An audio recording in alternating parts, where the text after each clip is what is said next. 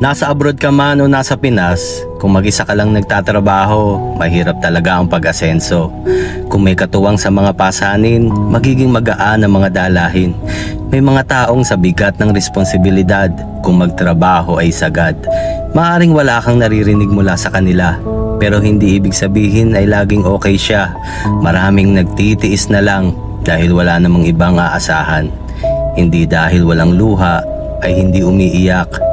At maraming nahihirapan na rin, hindi lang makuhang dumaing.